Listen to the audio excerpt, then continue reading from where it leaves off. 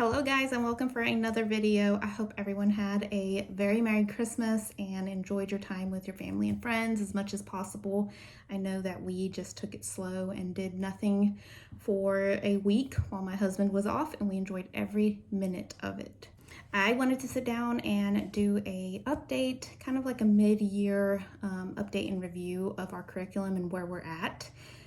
Just a few things to keep in mind though. My kids are older. I don't have anyone that's in the very young elementary school years. Like I have a 14 and a 10-year-old, so they are 8th and 4th grade. This is our second year of homeschooling, so we are still pretty new at it, but we are learning as we go all together, and so far we have really enjoyed it. So without further me saying too much and blabbing, let's get into all of our curriculum. It's kind of scattered all over. All right, so I'm going to start out with kind of what I guess most people would call morning basket, or consider their morning basket.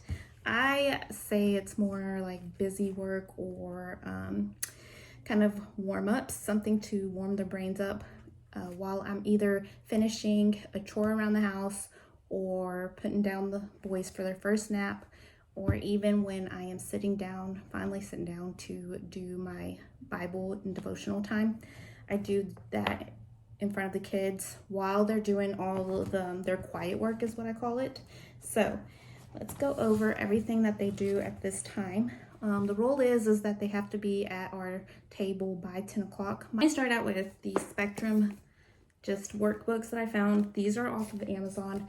I usually do like a math and either language arts. My daughter struggles in spelling, so I got one for spelling for her.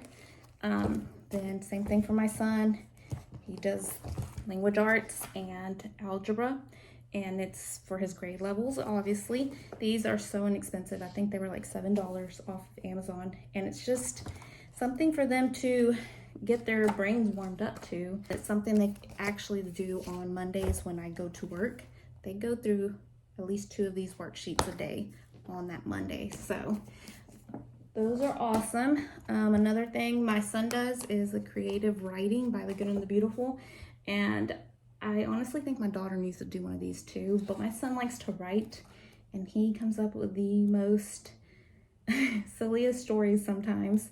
But I correct his grammar or any punctuation, and I just let him write. I'm not very particular on his stories because it's just for creative writing. It's just to get his brain working to write.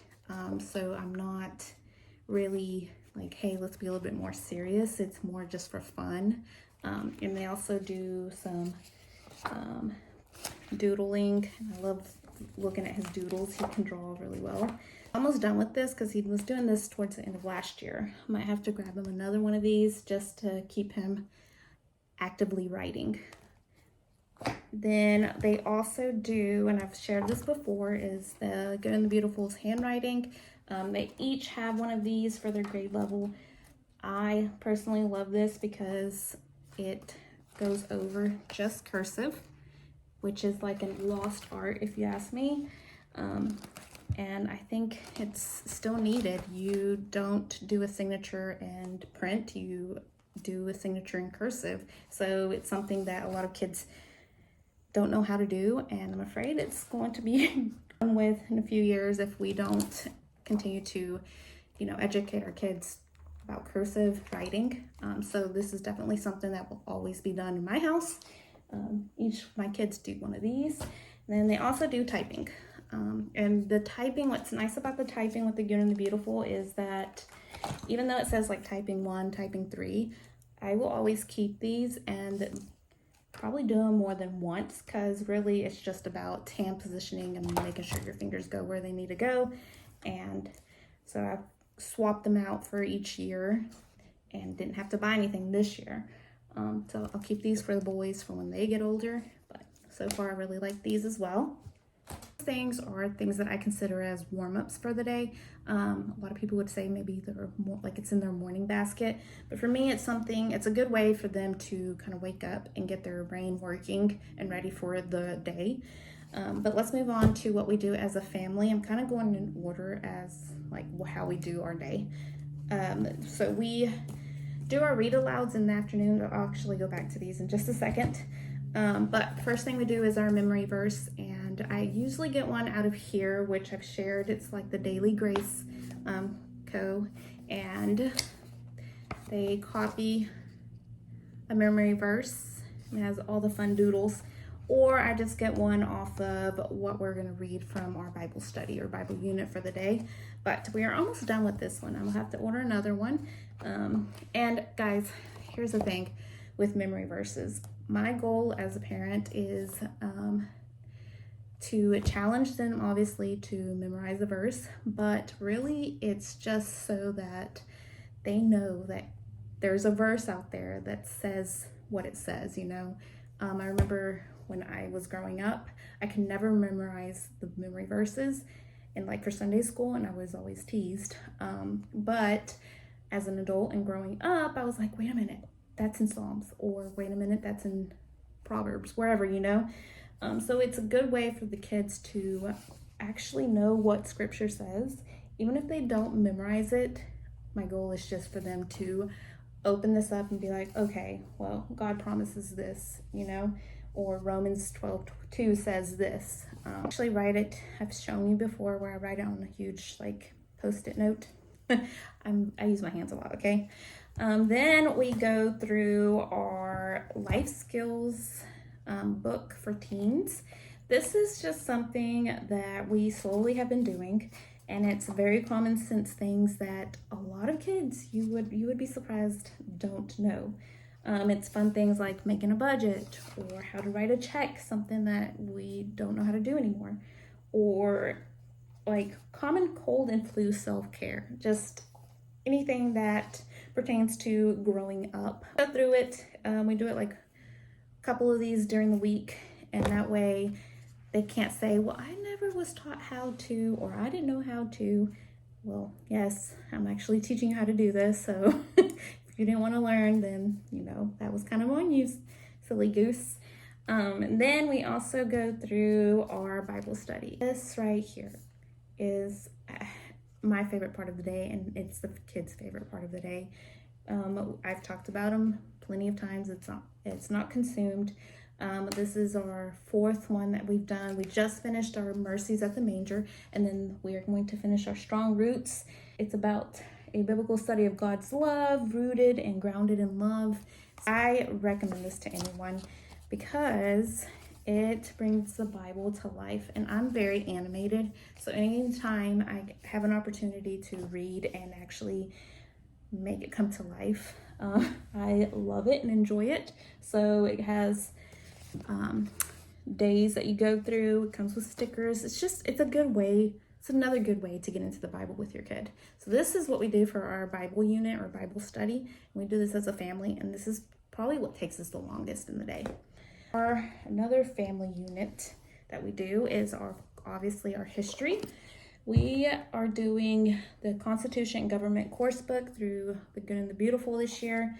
I wanted to wait to do this one for this year particular because it's election year, or it was election year. And I knew that it wasn't going to take us 2 or 3 months to go through this. I knew it was going to take us a whole year, which I'm fine with. We have been doing it slowly. Some of the things for my 10-year-old is a little bit above. She has to stop me and ask questions, which is fine. My son has truly enjoyed it, and I have too. I've learned so much. Actually, I have learned more through this than I remember anything from high school. So this has been fun to do. It comes with a student journal. Our favorite part is this book that's a read aloud, and it's Mystery on Constitution Island. This right here has been such a fun read, and we are sad on the days that it doesn't tell you to read along with it, because I just want to read through this whole book and not go with what we're doing in our actual like course book, because it's such a good book. But I've stopped myself, and we are slowly doing it with our actual course book. We did not touch this at all during the month of December, just because, like I said, December is so crazy for us. So I'm excited to get back into this in January. course, we do our read alouds. We are almost done with this one. Now, the thing with read alouds is I do it when I have the opportunity, when the boys are actually going to let us listen, or the kids listen and actually let me read it out loud. So we've slowly been doing a book, and we usually just sit on the couch. Sometimes we go outside if the weather's nice, and I just read. And like I said, I get animated, so it's like my favorite part of the day is just to read these books with the kids. This one is a little bit, let's see, level 3 is what this says. I got it at the library, but my son still enjoys them. We read The Farmer Boy, and I'm gonna get the Little House on the Prairie set because they're just good reads, and I enjoy these kind of books. They're just innocent and heartwarming. Love these. I'm gonna be reading Where the Red Fern Grows. So this will be our next read aloud. This one will definitely, it's a little bit more geared towards my son, but I think my daughter will like it as well. So next up is our language arts. I'll start out with my son's. So for level 8, The Good and the Beautiful does not have like this is my daughter's course book for language arts. They don't have a course book for level 8. They have book studies, which my son has really enjoyed. First one was Abraham Lincoln's, and he was actually done with the book before he was done with the book study part or portion of it. I will say that he did this in this whole semester, so the fall semester, and we have 2 left, he has 2 left to do. So I think he's going to have to do 3 times a week on this instead of twice a week, just so we can make sure that he gets both books done. The book, like I said, and it's a good book. He really enjoyed it. And then the book study. In the book study, what it covers is writing, spelling, grammar. So it literally is what the course book would be, but in a very shorter and more, I guess, geared towards the book, if that makes sense. That's what's called a book study. One thing though, we did not know, or I kept saying we, like he knows, but I did not know that I had to purchase, it's called the writing guide, the grammar and writing guide. And so he was going through the book study, and at the beginning he was like, "Mom, what is this guide thing?" I was like, "I don't know what you're talking about." So I was like, "Just keep going." I would check his work, and he's like, "I still don't know what this is." And I was like, "I don't either." Well, come to find out, you have to purchase separately. It's a grammar and writing guide, and it just helps them with sentence diagramming and punctuation, and it's addition to, it goes along with the book study. So I had to buy the PDF form and print it myself, because that is one of the things about The Good and the Beautiful. The shipping takes a little bit longer, which is fine, but I had to print all the pages, and then I was like, oh, this was like in October, so by this point he had already been doing it for like 2-3 months. Yeah, just a heads up and FYI, you have to purchase the other, the actual, I don't know, writing guide with it, okay? And then for my daughter, who is in technically the 4th grade, or level 4, this is where she struggled at when she was in public school. So I, from the get-go, knew that I would have to do a level below, just so she wouldn't feel overwhelmed like she was feeling in school. So I have kept her a level below where she's supposed to be at.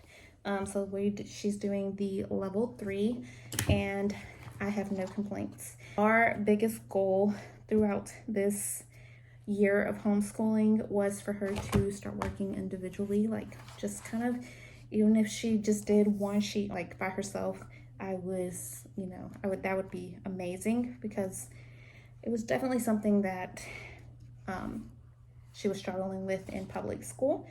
And I am very proud to say that she now goes through the lessons by herself. So there is a video at the beginning of each lesson, or most lessons.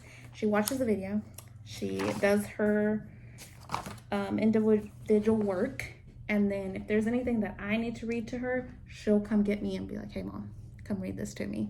And that right there is such a, it's a feel-good moment because it took us a year to get here, and I am very proud.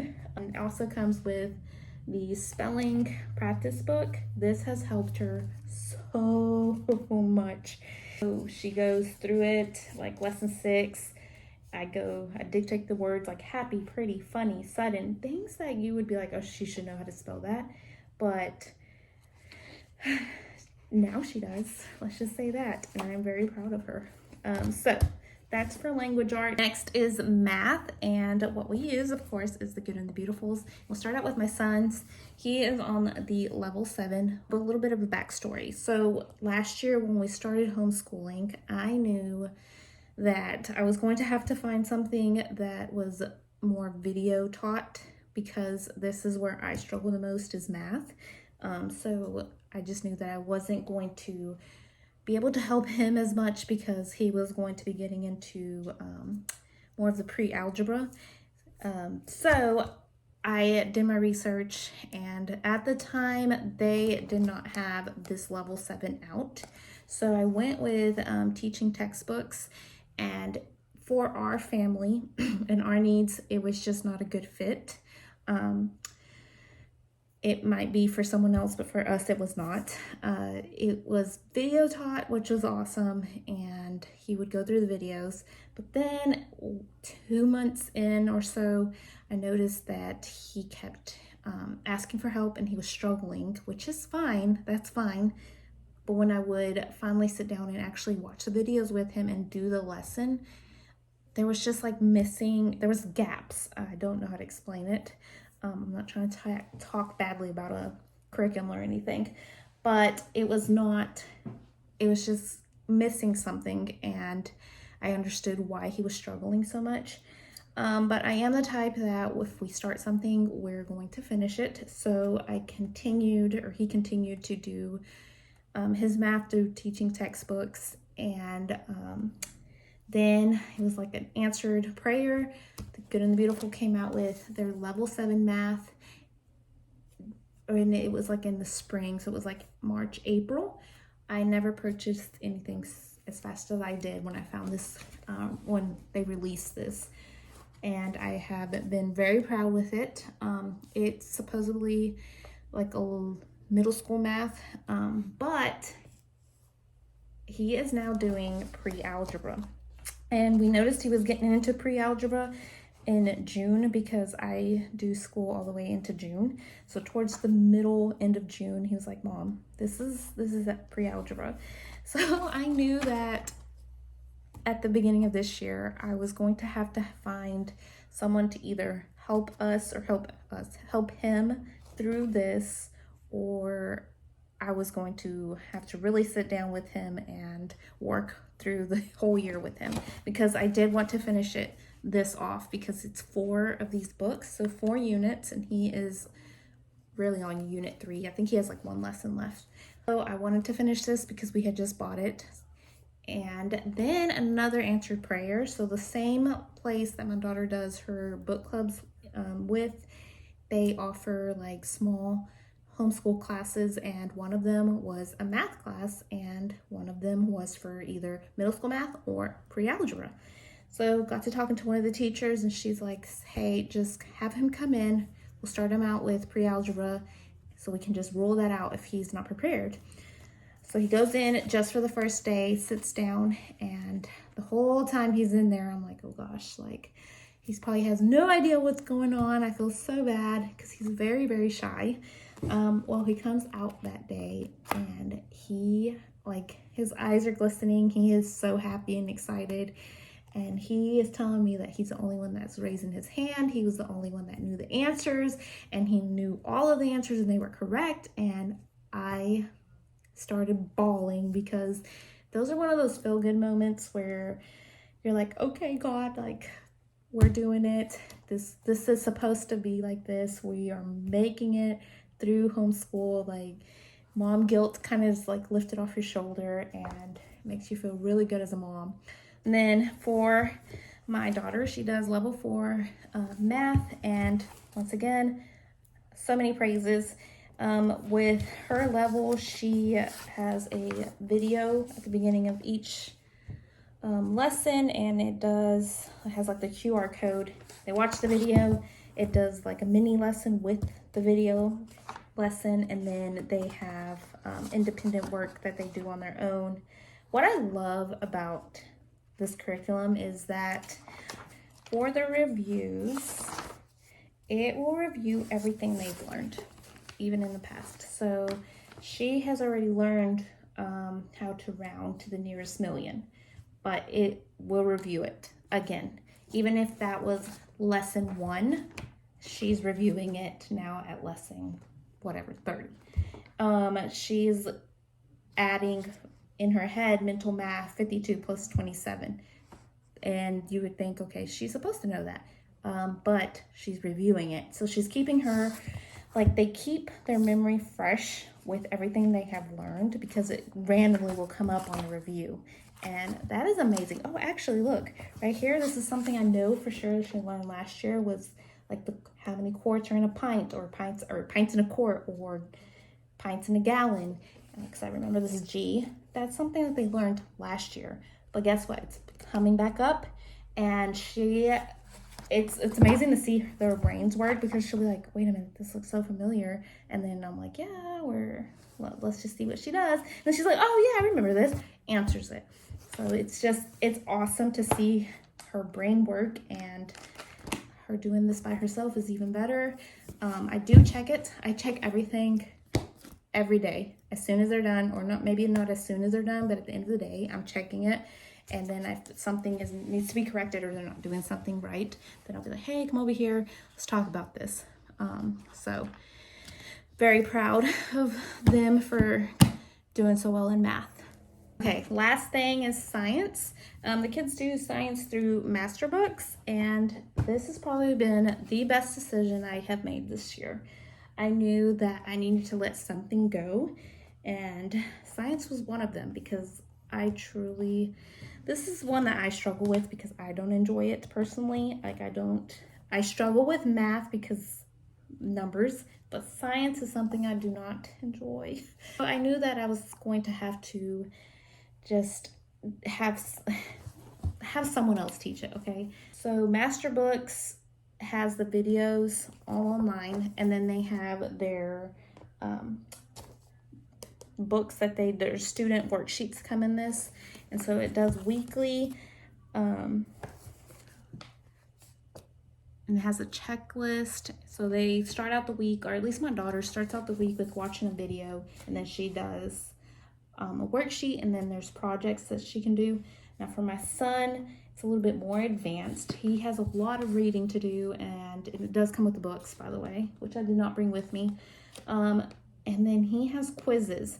Now I will say this, we have not figured out like the rhythm or a good way to, I don't know, do these quizzes, because they just pop out of nowhere. So as you can see, like, this is week 12, and then he's doing a worksheet, reading, and then there's a quiz, and then reading, and then there's another quiz.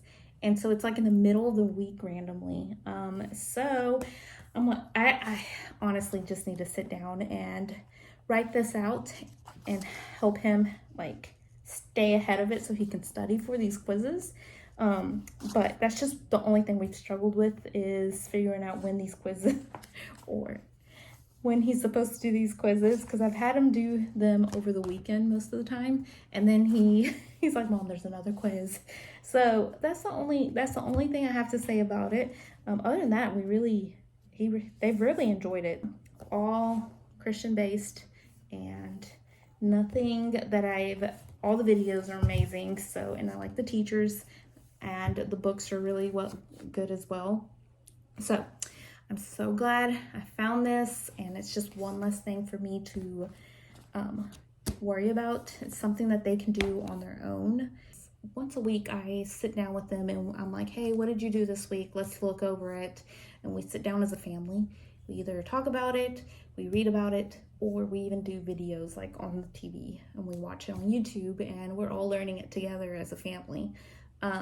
So really I'm so glad But I chose this because it's just one less thing for me. Well, that is it. So the only thing we are doing different this year that you might have noticed is we do not have a lot of electives. Actually, we don't have any electives.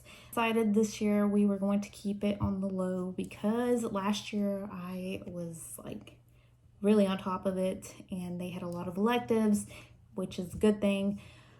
It is very different. We're in a very different season of our life right now, and we are very busy with the boys. I am chasing babies all day if they're not napping, and then when they're napping, we're trying to fit in all of this in their nap time. So I decided it was best if we just kept it simple this year. I really wanted to focus on catching my daughter up in her language arts and making her feel confident about her spelling, language arts, all of that, catching my son up with his math, and just boosting their, self-esteem in what we're doing right now. So I opted out and chose not to do any electives, at least for the fall semester. I'll see how it goes for the spring semester, or we might not even end up doing anything at all. And it's okay. I feel like we are pressured almost in a sense to put our kids in so much and have them so busy that we need to focus on what they're really good at or what they're struggling with right now. My son did ask if he was going to be able to do another coding class because he did several of those last year. So I'm gonna have to look into that because that's something he can do on his own and just do it at nighttime. I am okay with no electives as of right now. We are just in a very busy season in life, and hopefully next year, next school year, we will be ready for more and we will be doing more. All right, guys, so that is it. I wish you could see the stack of all of the books and stuff that I have. I'm very proud of the kids, though. We have learned together and we have grown together in this. So I'm happy of what we're doing and where we're at. And I hope that this encourages you, Mama, because we are all struggling. Our kids are probably struggling in one or more areas, and it's okay. Like that's what the beauty of homeschooling is about. And I am very proud of my kiddos. Praying for you and praying for your season in life, wherever you're at, and also praying for your sanity because I know how how that goes. So I hope y'all have a great rest of the week and see you at the next video.